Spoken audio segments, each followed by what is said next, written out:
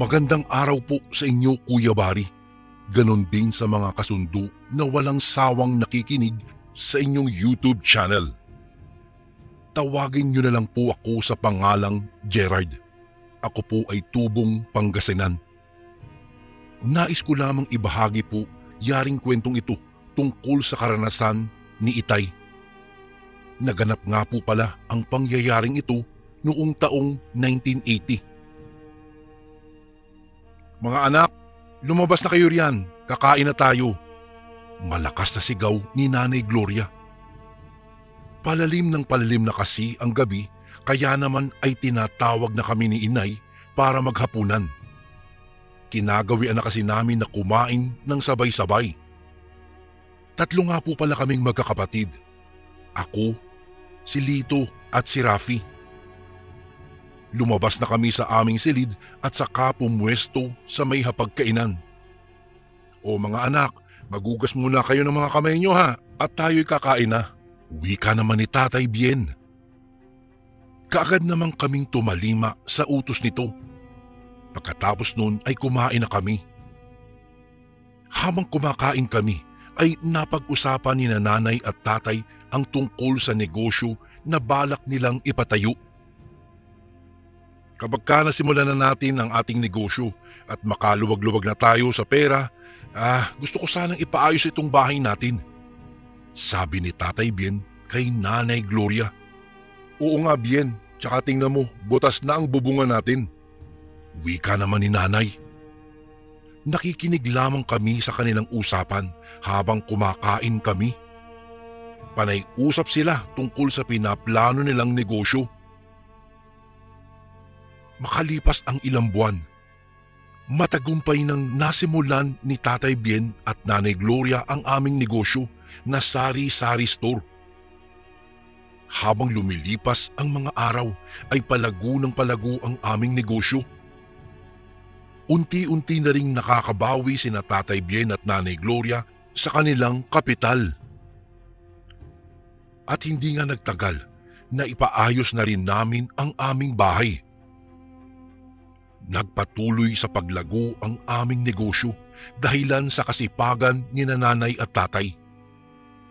Napansin din ng mga kapitbahay namin ang bilis ng paglago ng aming negosyo. Wow, iba talaga kayong dalawa pagdating sa negosyo. Kay ganda talaga na inyong taktika. Kaya ayun, nakabawi ka agad kayo. Wika ng isa sa mga kapitbahay namin kina Nanay at Tatay. Itago na lang natin siya sa pangalang Andres. Oo. Sipag at tiyaga lang naman ang kailangan para makausad sa buhay. Kung tutunganga ka lang mula umaga hanggang hapon, ay naku, hindi ka talaga giginhawa. Wika naman ni Tatay at saka ngumiti.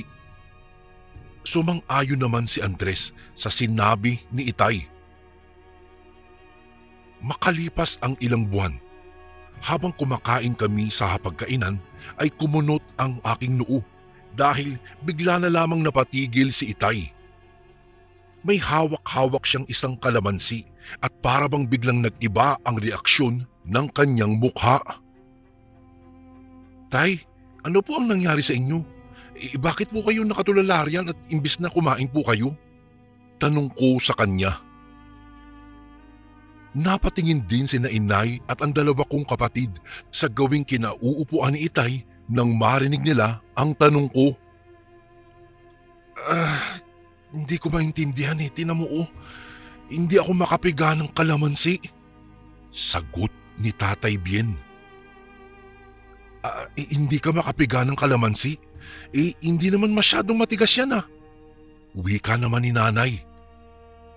Nakakunot ang noo ni Nanay Gloria habang nakatingin siya kay Itay.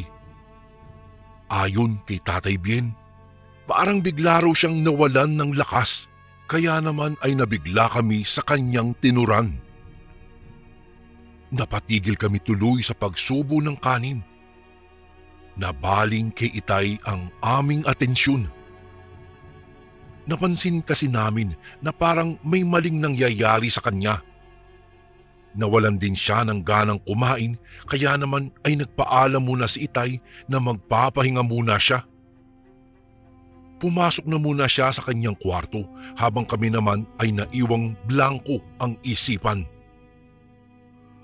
Ay, ano kaya ang nangyari sa inyong ama? Pag-aalalang tanong ni Nanay Gloria. Maging kami Kuya Bari ay wala ring ideya kung napaano nga si Itay.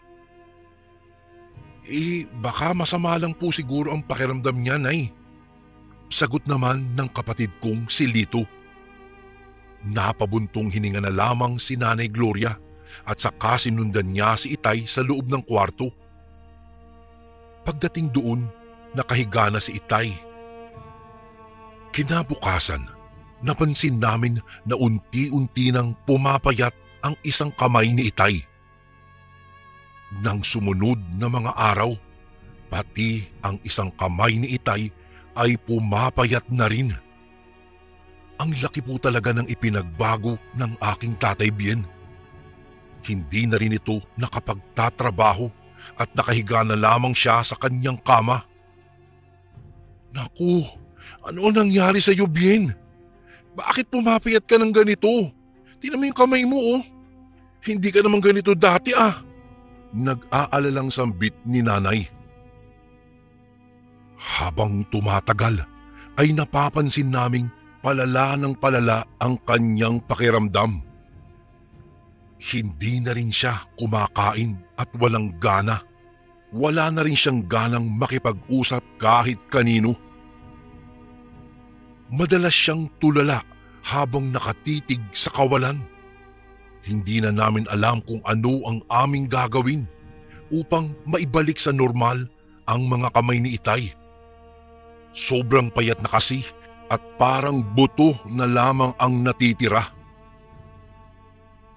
Makalipas ang ilang araw, mas lalong lumala ang kalagayan ni Itay sapagkat hindi lamang mga kamay niya ang pumapayat, kundi pati na rin ang kanyang dalawang mga paa. Rafi, anak, ikaw na ang magpakain sa Itay mo sa loob ng kwarto. Baka nagugutom na iyon. Utos ni Nanay Gloria sa kapatid kong si Kuya Rafi. Abala kasi sa paglalabas si Inay noong mga sandaling iyon. Kaagad namang tumalima si Kuya Rafi noong marinig niya ang utos ni Nanay. Kumuha siya ng paborito niyang ulam na diningding, saka iyon dinala sa loob ng kwarto kung saan nakahiga doon si Tatay Bien. Sobrang payat na Kuya Bari ng kanyang katawan at hindi na siya makatayo. Dinadalhan na lamang siya namin ng pagkain sa kanyang kwarto at saka sinusubuan. Makailang beses na rin kaming naglabas-pasok sa ospital, ngunit hindi matukoy ang kanyang karamdaman. Napapansin na rin namin na hirap na siyang kumain. Nakakaawa na ang kanyang sitwasyon, kaya naman ay halos hindi na rin makatulog ng maayos si Nanay dahil sa kaiisip sa kalagayan ng kanyang asawa. Tay, kumusta na po ang pakiramdam mo? Tanong ko kay Tatay. Binisita ko siya kasi sa loob ng kanyang kwarto noong mga sandaling iyon. Tatay, kamusta na po ang pakiramdam mo? Muling tanong ko sa kanya. Napansin ko kasi na nakatingin lamang siya sa akin. Ni hindi man lang siya sumasagot sa mga tanong ko. Maya-maya ay pinilit niyang magsalita. Pero nagulat ako dahil tanging pag-ungol na lamang ang lumalabas sa kanyang bibig. Ay, ano yung sinasabi mo? Nahihirapan ka magsalita eh. Kunot noong tanong ko sa kanya. Nag-aalala ako Kuya Bari sa kanyang kalagayan. Pilit ko siyang pinagsasalita, ngunit tanging ungol lamang ang tugon niya. Doon ko nakumpirma na talagang hirap na magsalita si Itay. Kaagad kong ipinaalam kay Nanay, pati na rin sa dalawa kong kapatid na hindi na nakapagsasalita ng maayos si Tatay. Anong gagawin natin? Hindi ko na alam kung anong nangyayari sa ama niyo. Sambit sa amin ni Nanay. parang hindi na maiguhit ang mukha ni inay dahil naging problemado na siya sa kalagayan ng aming ama. Kinabukasan, dadalhin na sana namin siya sa ospital nang makasalubong namin si Andres. Ito po sa akin lang. Nasa inyo ho kung susundin nyo.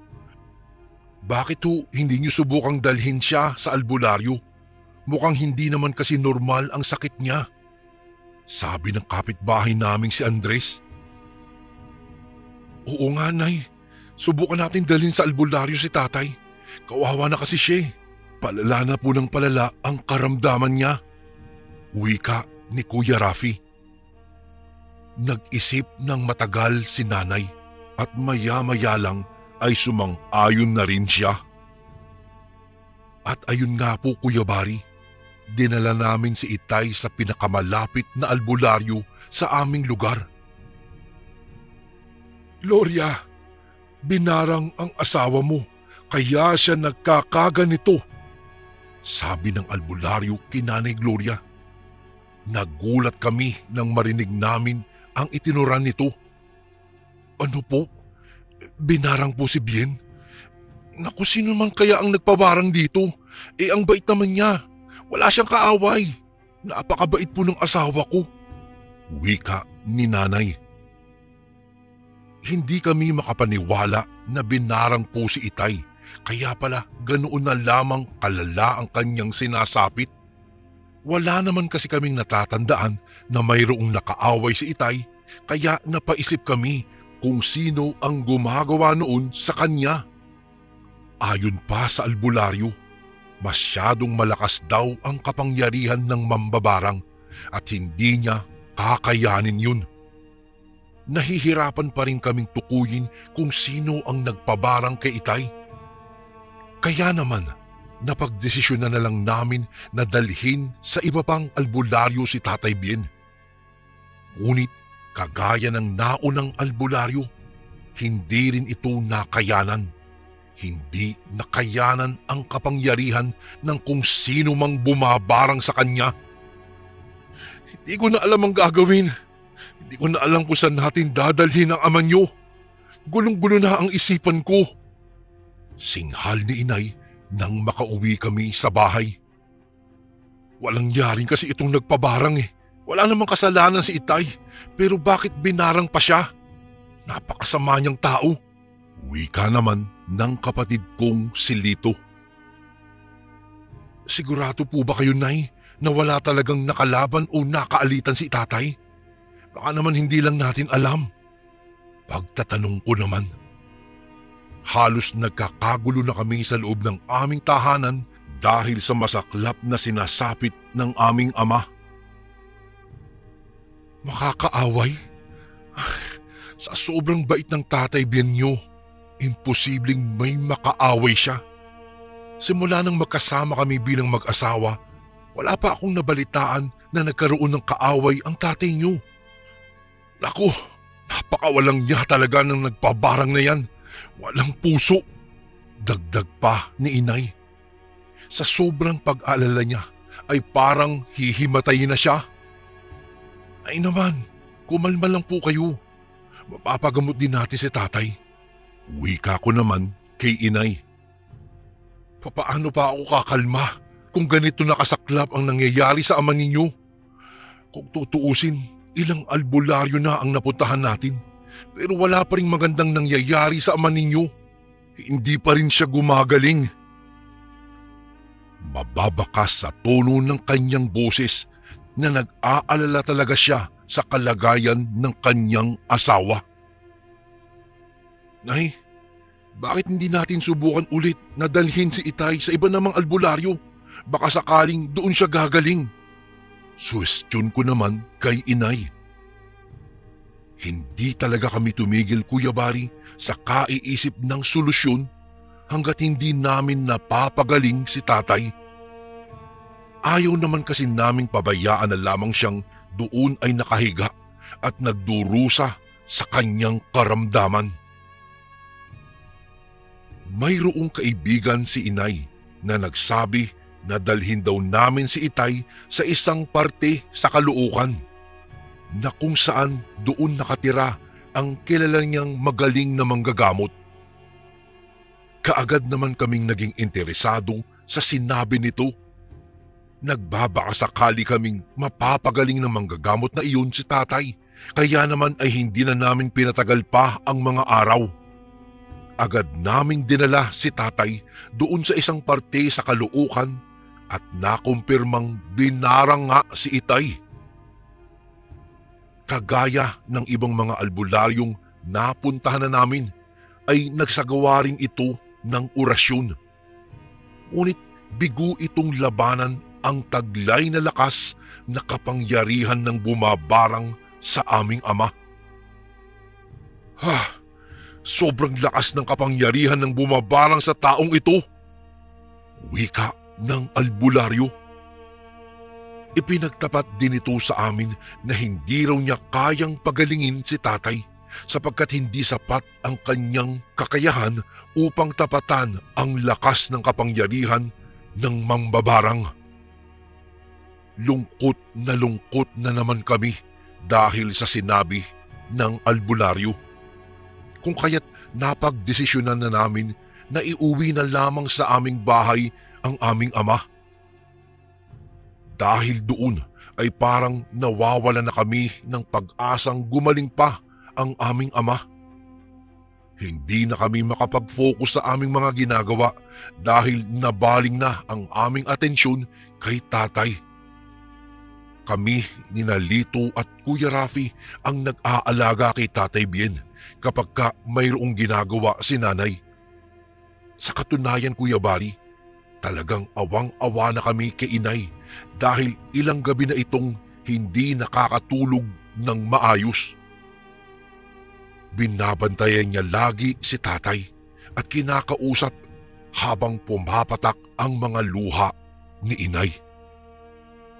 Nakikinig lamang ang aming ama kay nanay. Nakatingin lang ito habang lumuluha at hindi na makapagsalita. Ramdam namin na talagang mahal na mahal ni inay si Itay, kaya naman labis siyang nalungkot sa sinapit ng kanyang asawa.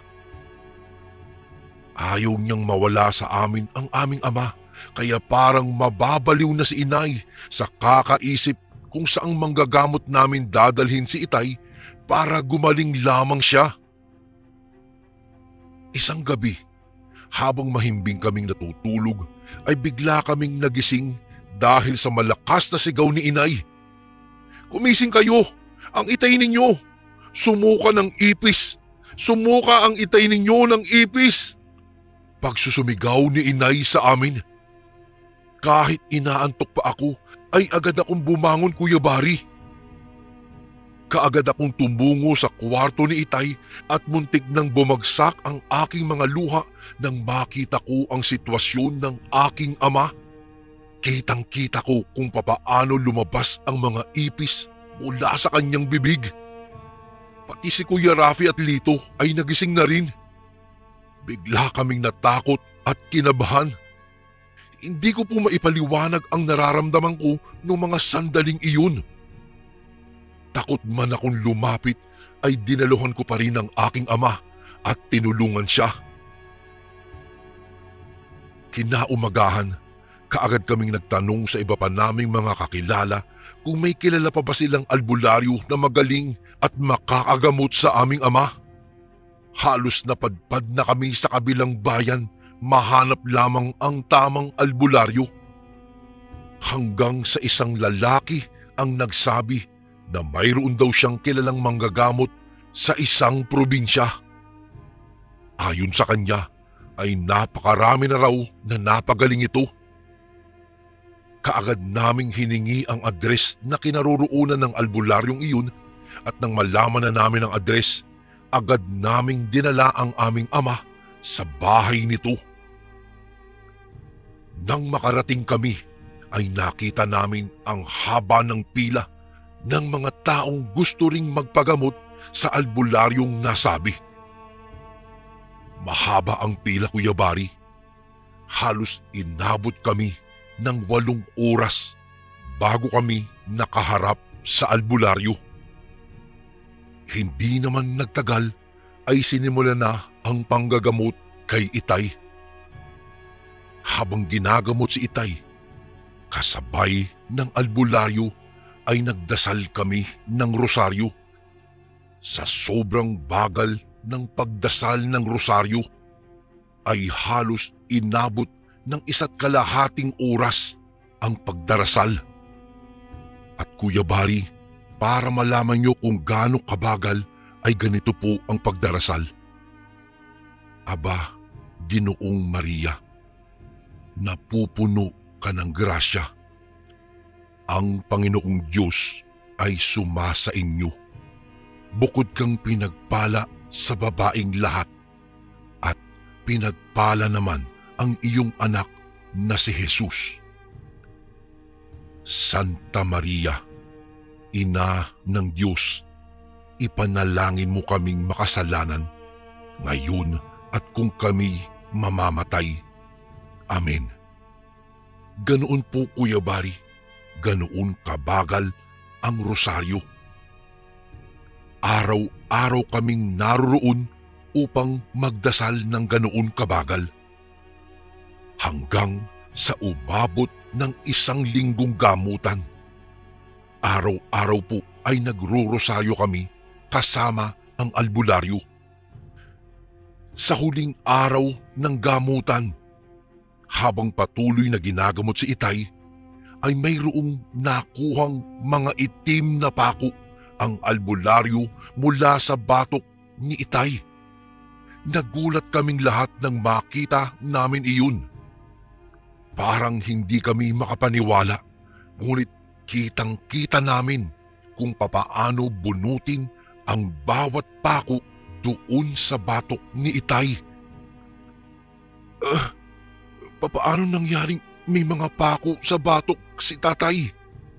Napatanong na lamang ako sa aking sarili habang nakatingin ako sa kaawa-awang mukha ng aking ama. Kitang-kita kong hirap na hirap siya habang binubunot ang bawat pako sa kanyang batok. Noong makumpleto na ng albularyo ang pagbunot ng mga pako, ay tumingin ito sa akin at tinawag ako. Gerard, iho, halika. May ibibilin ako sa iyo. Nakita mo itong mga pakong ito. Sunugin mo ito. Sunugin mo ang mga pako na ito at ilagay mo sa loob ng bote. Wika sa akin ng manggagamot. Napaisip ako ng saglit kung bakit kailangang sunugin. Nakatitig lamang ako sa mga itim na pako na nakuha mula sa batok ni Tatay. Sige na anak, sunugin mo na ang mga pakong iyan. Muling utos ng albularyo sa akin. Wala akong nagawa kung hindi ang sundin na lamang ang utos nito. Kaagad akong naghanap ng bote at noong makahanap ako ay sinimulan ko na ang pagsunog ng mga pako.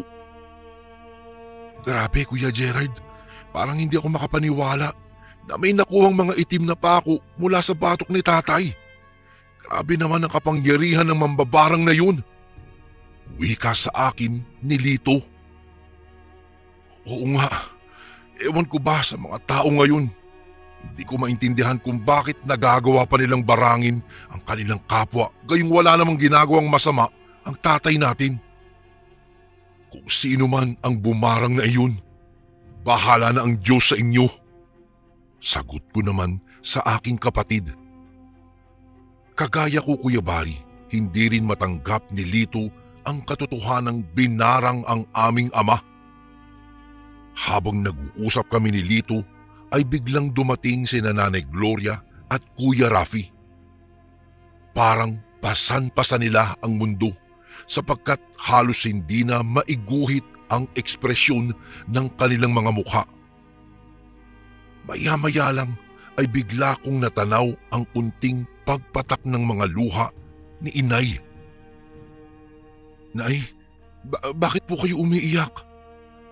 Ano pong nangyari? Tanong ko sa aking nanay. Ang walang iya. Si Luis raw. Si Luis raw ang nagpabarang sa ama ninyo. Wika ni inay nang tuluyang siyang makalapit sa amin. Napatigil ako sa aking ginagawa. Namilog ang aking mga mata kasabay ng pagkunot ng aking noo. Ano nay? Si Mang Luis? Si Mang Luis ang nagpabarang kay tatay? Tanong ko kay inay. Gusto ko lang kasing kumpirmahin kung tama ba ang narinig ko. Oo, yan ang sabi ng albularyo. Inggit daw sa negosyo ang dahilan kaya pinabarang ang ama ninyo. Umiiyak na sagot ni inay. Nabitiwan ko po ang mga hawak kong pako at napasa po ako sa aking ulo. Hindi ako makapaniwala sa narinig ko. Paano ba naman kasi Kuya Bari? Kapitbahay namin si Mang Luis at malapit silang magkaibigan ni tatay. Hindi ko lubos akalaing may itinatago pala siyang inggit sa aking ama. Grabe naman, inggit lang ang dahilan kung bakit pinabarang niya si itay. Naku naman, simpleng negosyo lang naman yung meron tayo. Isa pa, pinaghirapan niyo naman yun. Grabe ang itim ng budhi niya. Puro inggit ang pinapaira lang niya. Bulyaw ko sa harap ni inay. Galit na galit ako noong mga sandaling iyon, Kuya Bari. Parang gusto kong sugurin si Mang Luis at pagsusuntukin. Umaapoy ang aking galit dahil sa ginawa nito sa aking ama. Gerard, ikalma mo lang ang iyong sarili. Sabi ng albularyo, siya na raw ang bahala roon. Sabi naman sa akin ni nanay. Pinakalma nila ako dahil ayaw nilang manggugulo ako sa kalagitnaan ng paghihirap ni tatay. Palala ng palala na kasi ang kalagayan niya. At lalo kaming nagulat nang dumating si Kuya Rafi at ibinalita sa amin na hindi lamang mga pako ang nakuha mula sa kanyang batok. Mayroon ding mga insekto kagaya ng ipis, mga bubuyog at alupihan. Kung kaya't mas lalo kaming nag-alala sa kalagayan ng aming ama. Natatakot kami sa kung ano pa ang posibleng mangyari sa mga susunod na mga araw. Nang kumalma ako, ay ipinagpatuloy ko na lang ang pagsusunog sa mga pako. Pagkatapos kong sunugin ay kumuha ako ng bote at saka inilagay sa loob nito ang mga pako dahil iyon ang bilin ng albularyo.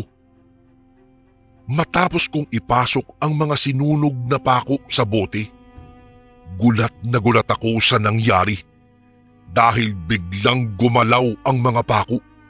Gumagalaw ito na parang sumasayaw sa loob ng bote. Tila nagpupumiglas at gustong kumawala mula sa pagkakakulong sa bote. Dahil sa sobrang gulat ko, Kuya Bari, nabitiwan ko po ang hawak kong bote. Bigla akong kinabahan. Takot na takot ako habang pinapanood ko ang mga pakong parang sumasayaw sa loob ng bote. Anong nangyari? Bakit gumagalaw ang mga pako? Nauutal kong tanong sa aking sarili. Napakurap-kurap pa nga ako, Kuya Bari. Ngunit patuloy pa rin gumagalaw ang mga pako sa loob ng bote. Kaya naman naisipan kong ilibing na lamang ang mga ito. Grabe, ano nangyari doon? Nakakatakot naman yun. Bulong ko na lamang sa aking sarili habang ibinabaon sa lupa ang bote. Pagkatapos kong gawin iyon ay tumungo na ako sa kinaroroonan ni Itay. Kahit ginagamot siya ng albularyo, parang hindi pa rin nababawasan ang sakit na pilit niyang iniinda. Pinagmamasdan ko ang kaawa-awang mukha ng aking ama kasabay ng pagpatak ng aking mga luha. Dahan-dahan kong hinawakan ang kanyang kamay, Kuya Bari, saka hinagkan ito. Tay, lumaban ka, Tay, ha.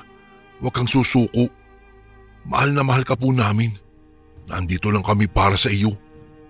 Sambit ko sa aking ama habang nakatingin sa kanya. Nangungusap ang kanyang mga mata, Kuya Bari. Parang may gusto siyang sabihin, ngunit hindi na siya nakapagsasalita pa at tanging pag-ungol na lamang ang nagagawa niya. Mas lalo akong nakaramdam ng awa habang nakatingin ako sa aking ama. Patuloy na ginamot ng albularyo si tatay at napag-alaman namin na napatay nito ang mambabarang. Ngunit sa kasamaang palad, hindi na kinaya ng aking ama ang kanyang kalagayan. Namatay din ang aking ama, Kuya Bari, at iyon ang pinakamasakit na nangyari sa pamilya namin. Parang pinagbagsakan kami ng langit at lupa dahil sa pagpanaw ni Tatay Bien. Pagkatapos naming ilibing si tatay, ay napagdesisyonan naming lumipat na lamang ng tirahan. Kahit lumipat na kami, nagpatuloy pa rin ang aming negosyo na siyang nagsisilbing hanap buhay namin. Sa paglipat namin sa aming bagong tinitirhan, ay siya ring dumating ang isang balita. Nabalitaan naming pumanaw na si Mang Luis. Hindi matukoy ang kanyang pagkamatay. Bigla na lang daw itong bumulagta sa sahig at nawala na ng buhay. Ito na marahil ang katarungan na hinihintay ng aking ama. Magpas hanggang ngayon, Kuya Bari, ay nasa puso ko pa rin ang hapdi na dulot ng pagkawala ng aming ama. Hindi ko talaga sukat akalain na dahil lamang sa inggit ay magagawa pala ng isang tao makapaghiganti lamang kahit sa maling paraan.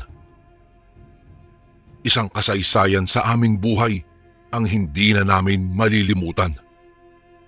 Mga bagay na nagpahirap sa aking ama dahil lamang sa mga itim na pako ng mambabarang.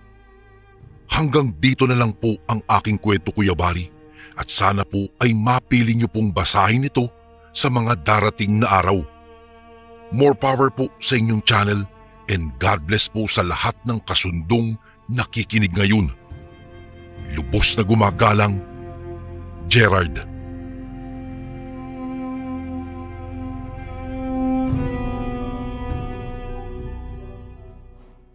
Magandang araw, Kuya Bari. Ganoon din sa mga kasundo na walang sawang nakikinig sa inyo.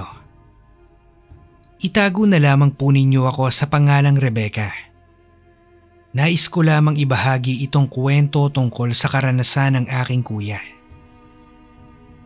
Matangkad, maputi, matangos ang ilong at makapalang mga kilay. Ito ang katangian ni Kuya Calvin. Siya yung tipo ng lalaking masasabi kong habulin ng mga babae. Marami kasing nagkakagusto sa kanya noong kapanahunan ng kanyang pagiging binata. Ayon pa nga sa iba, parang ginayuma raw ni Kuya Calvin ang mga babae dahil habol ng habol sa kanya. Marami na rin siyang naging nobya. At sa katunayan ay hindi na nga niya mabilang sa kanyang mga daliri kung ilang babae na ang dumaan sa kanyang buhay. Tubong Pangasinan po kami ni Kuya. Pangingisda ang trabaho ni Kuya Calvin noong binata pa lamang siya. Madalas siyang sumasama kay Itay sa laot para naman makatulong siya sa amin.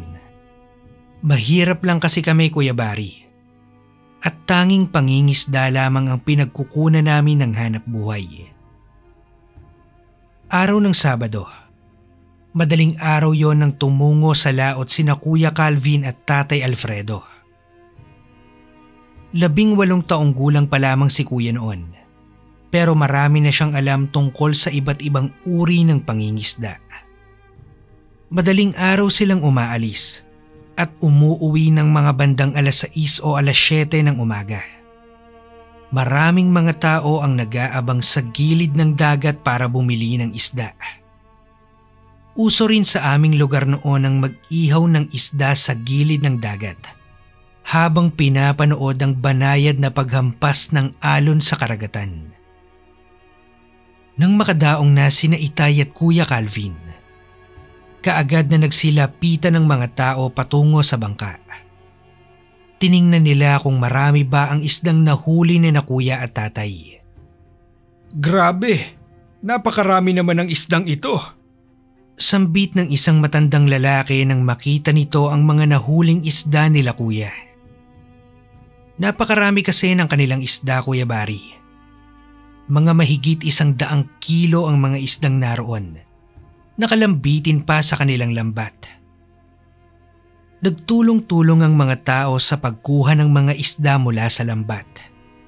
Siyempre kapag tumutulong sila ay binibigyan din sila ni Itay ng isda. Habang kinukuha nila ang mga isda mula sa lambat, biglang may dumating na isang dalagang babae. Ayon kay Kuya Calvin, magkaedad lang daw silang dalawa ng babaeng yon. May daladalang maliit na basket ang babae. Habang naglalakad ito patungo sa kinaroroonan ng bangka ni na Kuya Calvin. Magandang araw po.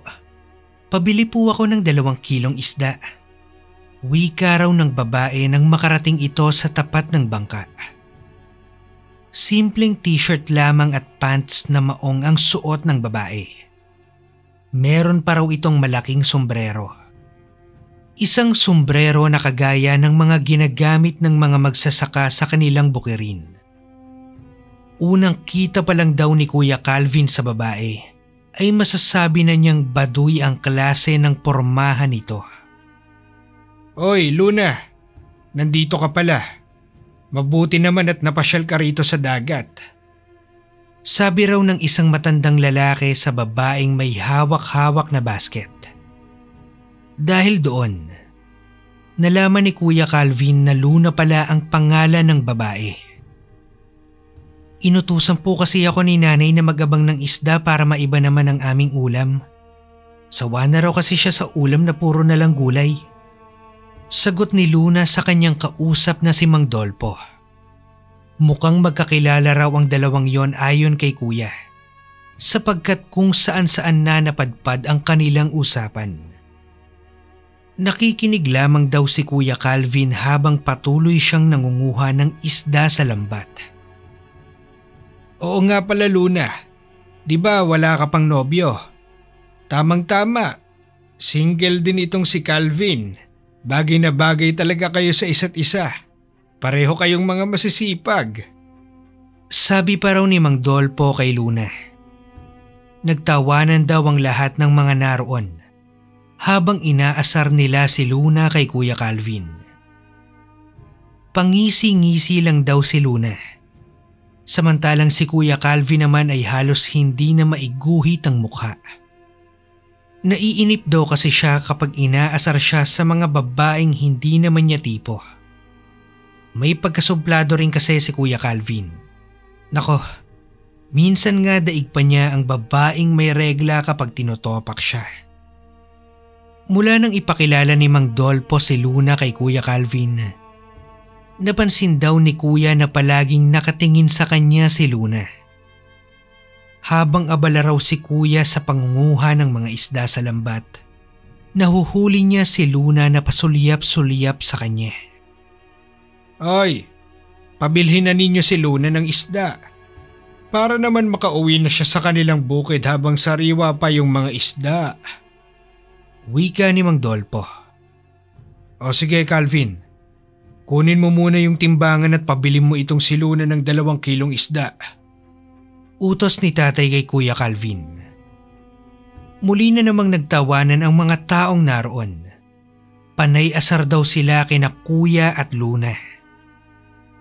Humirit din si Aling Konsing na baka ma-inlove daw sila sa isa't isa. Saka humalakhak ito ng napakalakas. Pinilit daw ni Kuya na ngumiti sa harap ng mga ito. Kahit inip na siya sa pang-aasar ng mga ito. Pati si tatay ay nakikitawa rin daw. Luna, kapag naging asawa mo tong anak ko, tsak na hindi ka talaga magugutom. Napakasipag nitong si Calvin. Sabi pa raw ni tatay kay Luna. Isang araw, habang naliligo si kuya sa dagat ay biglang dumating si Luna. Naka-boxer shorts lamang si Kuya Calvin noong mga sandaling yon at bakat na bakat ang kanyang pagkalalaki. Wala siyang suot na damit kaya naman kitang-kita ang magandang hubog ng kanyang katawan, ng kanyang abs at pati na rin ang kanyang matipunong dibdib. Panay tingin daw si Luna kay Kuya. Ngunit hinayaan lang yon ni Kuya. "Calvin," tawag ni Luna sa kanya. Dahan-dahang lumingon si Kuya at natanaw niyang nakangiti sa kanya ang dalaga. May daladala pa raw itong basket. Mula sa tubig ay umahon si Kuya at humakbang palapit sa kinatatayuan ni Luna. Silang dalawa lamang ang tao sa lugar na yon noong mga oras na yon. "Anong ginagawa mo rito?" tanong sa kanya ni Kuya. Nakita niya pa raw na napalunok laway ang dalaga nang tumambad sa mga mata nito ang bakat na bakat sa suot na boxer ni Kuya. Nandito pala ako para ibigay itong mga gulay," sagot ni Luna habang nakapinta sa labi nito ang malapad na ngiti. Napakunot ang noo ni Kuya. "Para kanino tong mga gulay na to? Bumili ba si tatay sa inyo?" tanong ni Kuya kay Luna. Kaagad namang umiling ang dalaga. Hindi nagpabili yung itay mo. Gusto ko lang talaga tong ibigay sa inyo. Huwag ka mag-alala, wala itong bayad," sagot ni Luna. Tila ba naging blanko raw ang isip ni Kuya noong mga sandaling yon. Hindi niya alam kung anong isasagot niya. Hindi niya rin alam kung dapat ba niyang tanggihan si Luna o tanggapin na lamang ang ibinibigay nitong gulay. Namilit pa raw ang babae. Humugot muna si Kuya ng malalim na hininga bago sumagot. "Nako, nakakahiya naman sa'yo, Luna." "Huwag ka nang mahiya, Calvin. Minsan lang naman ako nagbibigay at isa pa, suki naman niyo ako ng mga isda niyo. Kaya tanggapin mo na tong gulay ko," wika ng dalaga. Dumako naman ang tingin ni Kuya Calvin sa laman ng basket. Maraming gulay ang kanyang nakita. Kagaya na lamang ng ampalaya, talong, sitaw, kalabasa at marami pang iba. Sariwang-sariwa pa raw ang mga gulay na yon, sabi ni Kuya. "Nako, napakarami namang gulay ang dala mo. Ibenta mo na lang yan kay tatay para naman mapagkakitaan mo," sabi ni Kuya kay Luna. "Wag na, Calvin. Tanggapin mo na lang to. Marami pa namang mga gulay dun sa bukid namin," sagot naman ni Luna. Ilang beses na tumanggi si Kuya. Ngunit ilang beses din siyang pinilit ni Luna. Dahil doon, wala nang nagawa pa si Kuya Calvin kung di ay ang tanggapin na lamang ang alok ni Luna. Tuwang-tuwa raw ang dalaga sapagkat tinanggap ni Kuya ang bigay nitong gulay. Nagpasalamat naman si Kuya sa dalaga. Pagkatapos nun ay nagpaalam na si Luna na uuwi na ito sa kanilang bukid. Hindi pa naman kasi sila masyadong close ni Kuya. Kaya parang naiilang daw si Kuya na kausapin si Luna ng pangmatagalan. Lalo na't silang dalawa lamang ang naroon sa tabing dagat noong mga sandaling yon. Nang makaalis na si Luna, umuwi na rin si Kuya. Dala-dala niya ang basket na may lamang mga gulay. Malapit lang naman ang aming bahay sa tabing dagat. Kaya naman ay mabilis na nakauwi si Kuya. "Calvin, ano yung dala-dala mo?" tanong ni Nanay nang mapansin nito ang pagdating ni Kuya. Nagwawali sa bakuran si Nanay noong mga oras na yon at nabaling ang atensyon nito sa daladalang basket ni Kuya. "Mga gulay po ito, Nay," sagot ni Kuya Calvin at saka huminto sa tapat ni Nanay. Nilagay niya yung basket sa harap ni Nanay. Kuminang ang mga mata ni nanay nang matanaw niya ang mga sari-saring gulay. Aba, napakarami naman itong gulay mo. Saan ba ito nanggaling, Calvin? Tanong ni nanay sa kanya. Kay Luna po yan ang galing, Nay. Sagot ni kuya. Kitang-kita raw ni kuya ang pagkunot ng noo ni nanay nang marinig nito ang pangalang Luna. Kay Luna nang galing yung mga gulay na to? Aba, bakit niya naman tayo bibigyan ng ganito karaming gulay? Tanong ni nanay habang binabalot ng pagtataka ang mukha nito. Hindi ko nga rin alam, Nay, pero sabi niya sa akin, binigay niya raw to dahil suki siya ni tatay sa mga isda. Wala naman sana akong balak na tanggapin ito. Pero pinilit niya ako kaya tinanggap ko na lang. Aba, mabuti naman. Malaking tulong na din tong mga gulay niya para naman makapagtipid tayo sa ulam. Puro na lang kasi isda ang inuulam natin, nakakasawa din naman. Sambit ni nanay at saka kinuha ang basket. Nilagay niya yon sa loob ng aming kusina.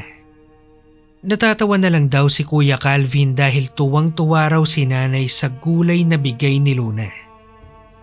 Mas gusto kasi ni nanay ang mag-ulam ng gulay kesa naman sa mag-ulam ng isda. Nang sumunod na mga araw, nagulat si Kuya Calvin dahil araw-araw nang pumupunta si Luna sa aming bahay para magbigay ng mga gulay. Hindi naman kami nanghihingi, pero ewan kung bakit bigay ng bigay pa rin si Luna. Kapag babayaran ni nanay ay hindi naman ito tinatanggap. Umabot na rin sa aming mga kapitbahay ang araw-araw na pagpunta ni Luna sa bahay para lamang ihatid ang dala nitong mga gulay. Oy Calvin, nobya mo na ba si Luna? Tanong ng aming kapitbahay na si Aling Pasing. Nagulat si Kuya Calvin dahil sa tanong na yon. Anong nobya? Ni hindi ko pa nga nililigawan ng babaeng yun.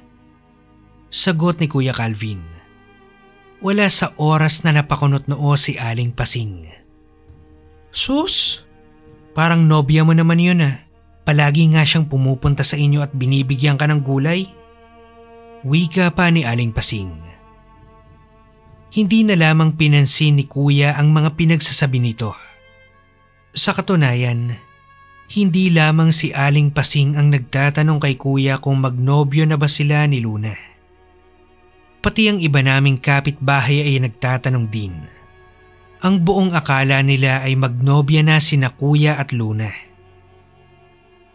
Isang araw, nabalitaan na lang namin na may nobya na si Kuya. Itago na lamang natin sa pangalang Jessica. Si Jessica ay isang magandang babae. Maputi, matangkad at matangos ang ilong. Siya ang tipo ng isang babae na masasabing pasok na pasok sa standard ni Kuya. Maarte at mapili kasi si Kuya pagdating sa mga babae. Dinala ni Kuya Calvin si Jessica sa aming bahay at saka ipinakilala kina nanay at tatay. Nakasuporta naman ang mga magulang namin sa pagmamahala nila. Lalo na't mabait naman ang dalaga. Magalang, disente kung manamit at maingat sa kanyang mga salita. Palaging sinasama ni Kuya si Jessica sa aming bahay. Hanggang sa nalaman ni Luna na may nobya na si Kuya. Isang araw, habang nakatambay daw si Kuya sa tabi ng dagat, ay biglang dumating si Luna. Napalingon siya nang maramdaman niya ang pagdating nito. May nobya ka na pala, Calvin. Wika ni Luna na ikinagulat ni Kuya. Nagtinginan sila ng mata sa mata at tila ba merong malalim na kahulugan ang klase ng tinging ipinupukol ni Luna. Ano naman ngayon kung may nobya na ako? Tanong ni Kuya Calvin. Inaamin niyang medyo nairita raw siya sa tanong na yon ni Luna. Bakit hindi ako ang niligawan mo? Ano bang meron ng babae na yon na wala sa akin? Desperadang tanong ni Luna kay kuya. Matapang ang tono ng boses ni Luna at para bang taglay ng mga salita nito ang malalim na kahulugan. Doon na nagsimulang magtaka si kuya. Anong ibig mong sabihin, Luna? Tanong ni kuya habang titig na titig sa babae. Nakataas pa ang kanyang kilay. Calvin, mahal kita. Hindi mo ba ramdam yun? Hindi mo ba napapansin na may pagtingin ako sa'yo? Ganyan ba kamanhid ang puso mo, Calvin? Malakas na sabi ni Luna habang magkaharap sila ni kuya. Dapit hapon na yon, kaya naman walang ibang tao ang naroon. Nasapuraw ni kuya ang kanyang ulo at sa kamarahang tinapat si Luna. Luna, patawad. Pero hindi kita gusto. Batid naman ni kuya na masasaktan si Luna. Ngunit mas pinili niya pa ring sabihin kung ano ang totoo. Ayon pa sa kanya, wala raw talaga siyang naramdaman para kay Luna at kailanman ay hindi niya binalak na ligawan ang dalaga. Sa mga sandaling yon ay nagsusumigaw na raw si Luna sa harapan ni kuya na para bang kasalanan pa ni kuya kung bakit hindi siya nagustuhan nito. Masakit daw siyang mahalin. Napakamanhid niya kuno, dagdag pa ni Luna. Humingi naman ng tawad si kuya dahil hindi niya raw kayang suklian ang pagmamahal nito sa kanya. Kita niya sa mga mata ni Luna kung gaano ito nasaktan. Tanaw niya rin ang paglandas ng mga luha ng dalaga. Naawa si Kuya Calvin. Ngunit hindi naman niya pwedeng turuan ang kanyang puso na mahalin si Luna. Kaya kahit masakit para sa dalaga, sinabi pa rin ni kuya na wala siyang nararamdaman para dito. Bago umalis ang babae, sinabi nito na hindi raw siya magiging masaya. Napagsisisihan niya na hindi siya ang babaeng pinili niya. Masakit ang tinging ipinupukol nito kay kuya. Ang klase ng tingin na para bang galit na tigre. Matapos yon ay umalis na ito sa harapan ni kuya. Naiwan naman siyang nakatulala sa tabing dagat. Napapailing na lamang si kuya habang ang kanyang mga mata ay nakasunod sa mga papalayong hakbang ni Luna. Nung mga oras na yon, napagtanto niya na kaya pala kami binibigyan ni Luna ng mga gulay ay dahil may gusto ito sa kanya. Akala ng dalaga makukuha niya ang puso ni Kuya Calvin, ngunit nagkamali siya. Mula nung araw na tinapat ni kuya si Luna na hindi niya masusuklian ang pagmamahal nito, ay hindi na muling nagpakita pa si Luna. Hindi na ito pumupunta sa tabing dagat. Hindi na ito bumibili ng isda. Hindi na rin ito nagbibigay ng gulay. Tila ba napuno ng galit ang puso ni Luna, kaya hindi na siya namin muling nasilayan. Nagpatuloy naman ang relasyon ni na Jessica at kuya dahil tunay na mahal nila ang isa't isa. Ngunit sa pagdaan ng ilang araw, nagulat kami nang bigla na lamang sumigaw ang kuya ko. Dumadaing siya habang nakahawak sa kanyang tiyan. Namimilipit siya sa sakit. Mula sa kusina ay dahan-dahan siyang gumagapang patungo sa loob ng kanyang kwarto. Gusto niya raw humiga noong mga sandaling yon dahil sa sobrang sakit ng kanyang tiyan. Nadatnan siya ni nanay na gumagapang sa sahig. Gulat na gulat ito. Nagmula pa sa labas si nanay. Abala ito sa pagdidilig ng mga halaman nang bigla nitong narinig ang sigaw ni kuya. Kaya naman ay dali-dali siyang pumasok upang tingnan ito. Halos hindi na maiguhit ang mukha ni kuya. Dala ng labis na sakit na nararamdaman niya. Parang may kung anong hayop daw ang nasa loob ng kanyang tiyan. Sa sobrang sakit ay hindi niya na maipaliwanag ang kanyang nararamdaman. Tinawag ni nanay si tatay. Nasa labas naman noon si tatay at abala sa pag-aayos ng kanyang lambat. Nagtataka naman ito nang makapasok sa loob. Tinatanong kung anong nangyari kay kuya. Agad na inutusan ito ni nanay na buhatin si kuya patungo sa loob ng kanyang kwarto. At habang karga-karga ito ni tatay, ay hindi ito maganda tuto sa kakasigaw. Pabiling-biling din ito sa kama ng mailapag ni tatay. Tila ba naghahanap ito ng komportableng posisyon para mabawasan yung pananakit ng kanyang tiyan. Pero parang wala namang epekto yon.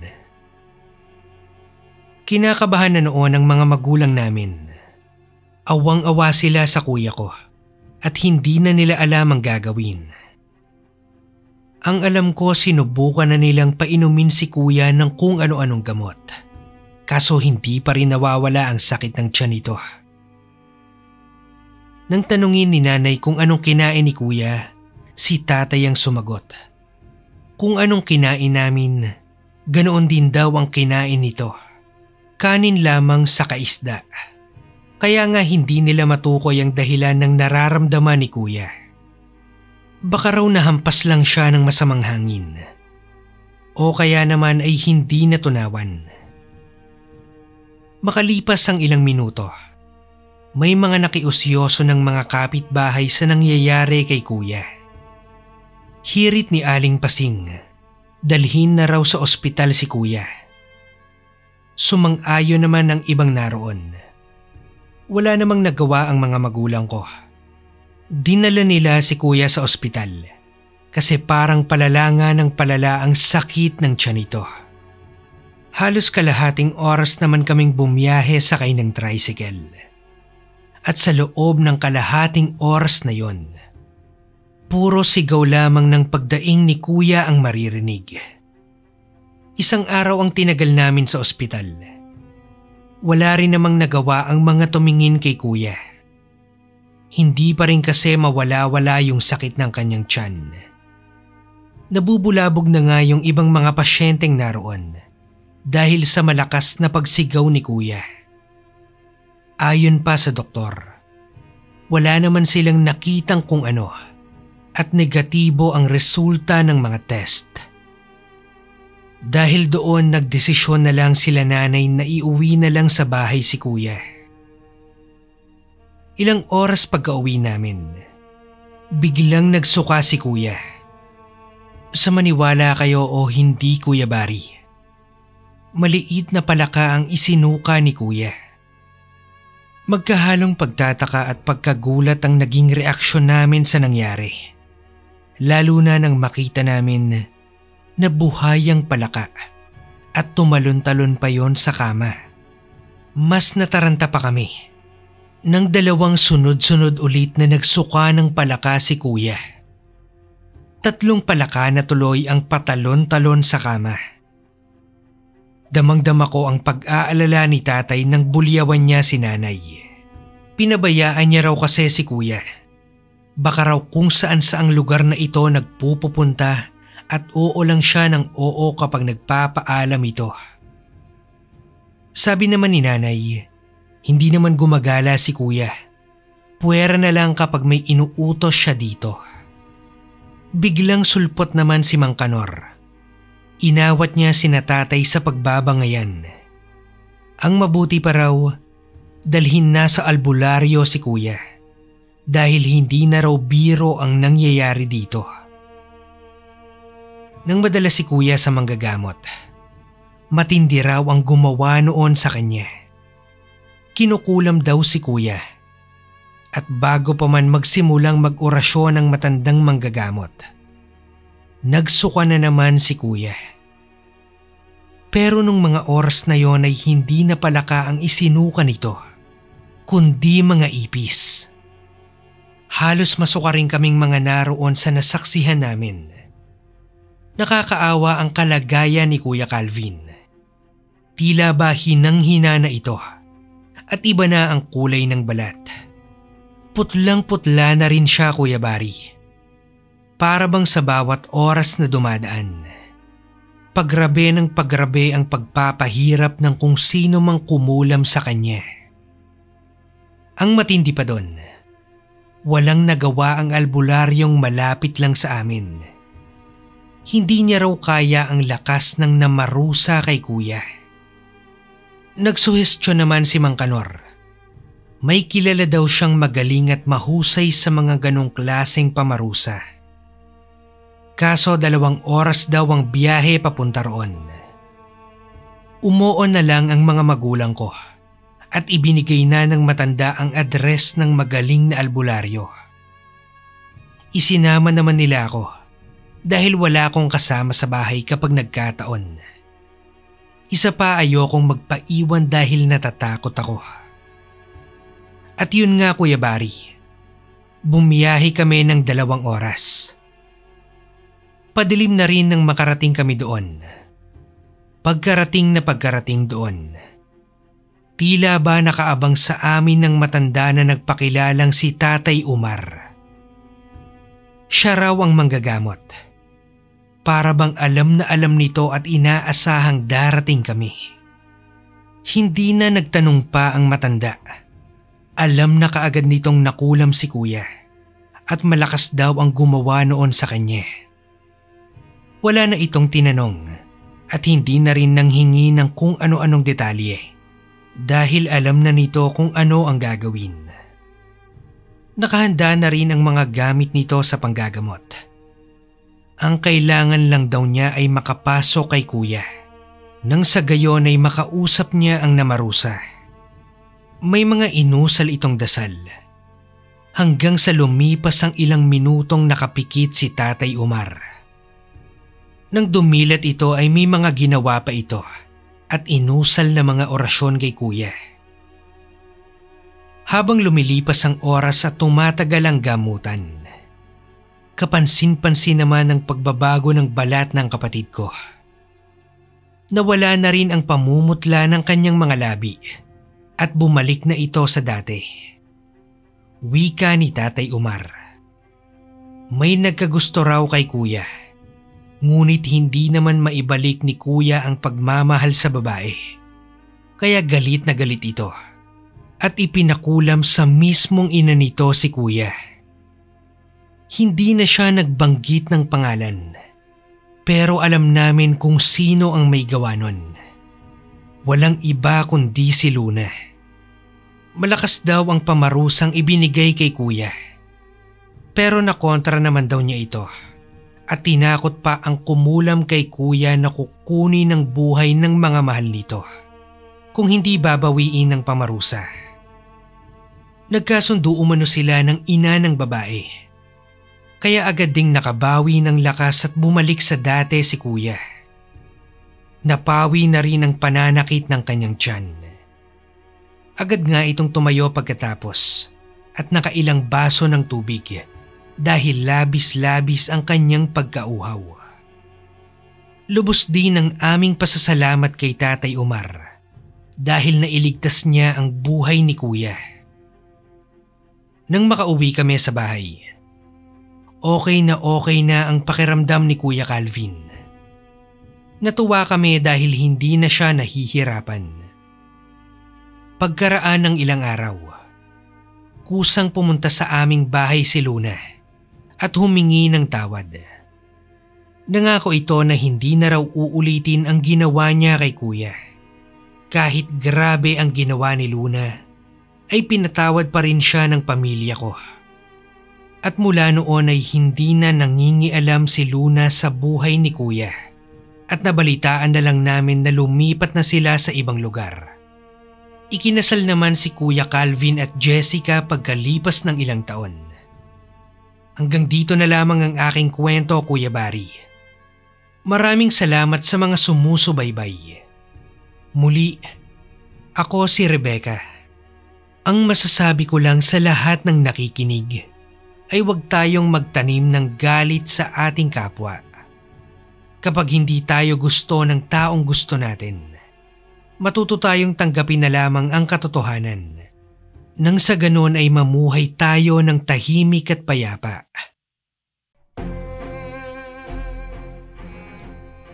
And again, maraming salamat po mga kasundo. Don't forget to subscribe and i-click nyo lang po yung bell na button para updated po kayo sa mga upcoming videos namin na paparating.